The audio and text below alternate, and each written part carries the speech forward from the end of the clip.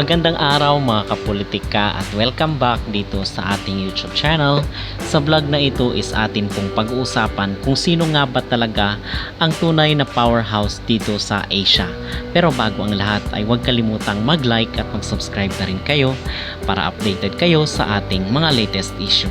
So ating tatalakayin sa video ito itong kiniklaim ngayon ng mga taga-Indonesia at mga taga-ibang kapitbahay natin dito sa Asia, na kung saan sila na daw itong tinatawag na powerhouse pagdating sa mga beauty contest. So kasi lately lang 'di ba nakoronahan itong Miss Indonesia dito sa Miss Cosmo, at the same time dito naman sa Miss Supranational ay itong isang Indonesian rin ang kinoronahan. And maganda rin po yung naging placement nila dito lately lang sa Miss Planet at the same time dito sa Miss International. So kung kaya ngayon ang bansag dito sa Indonesia ay sila na daw ang makabagong powerhouse pagdating sa mga beauty contest, kasi ngayon pagdating sa mga major pageant or even sa mga minor pageant na mga kilala ay wala daw itong Pilipinas. So na-overthrow na daw ng Indonesia ang Pilipinas pagdating sa mga beauty contest.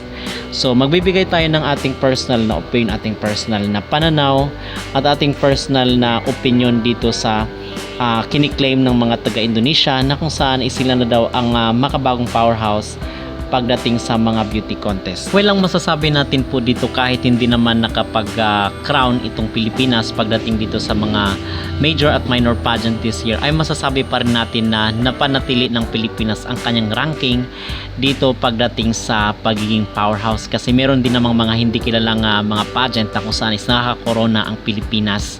Okay, yung sa lalaki meron din sa babae. So talagang pinapalaki lang po talaga ng mga Indonesian ngayon na sila na umano ang powerhouse. But when it comes dito sa Miss Universe is na-unplace nga itong Indonesia. So paano mo masasabi na ikaw yung powerhouse? Is doon nga sa major pageant wala ngang place itong kanilang kandidata sa Indonesia.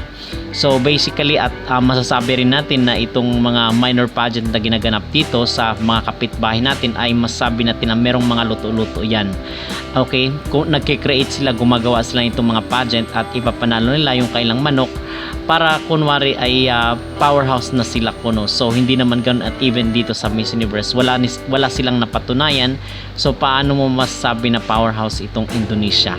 Okay, so mahirap itong kiniklaim nila na sila na umano ang powerhouse dito sa Asia. At siguro ay pantayan muna nila itong 4 na corona ng Pilipinas dito sa Miss Universe bago nila tawagin yung kailang bansa na powerhouse. Siguro matatawag sila na powerhouse but dito lang sa minor pageant, but pagdating sa major pageant ay masasabi pa rin natin na lamang po ang Pilipinas. Okay?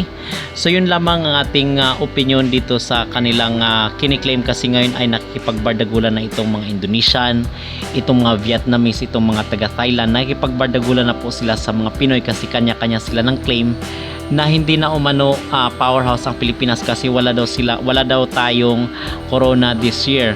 At okay lang po yun kasi ang mga Latinas ngayon, di ba, ang mga Latinos is wala silang corona ngayong taon. So okay lang po yun na walang corona ang Pilipinas ngayon, but babawi naman tayo sa mga susunod na beauty contest. Okay, so yun lang po yun. But when it comes sa mga overall ranking mga kapolitika ay masasabi natin na mataas pa rin naman ang ranking ng Pilipinas dito sa mga major beauty contest. Okay, so ano ang iyong masasabi kung kayo ang tatanungin? Matatawag ba natin na Indonesia na di umano ang sinasabi na powerhouse pagdating sa mga beauty contest?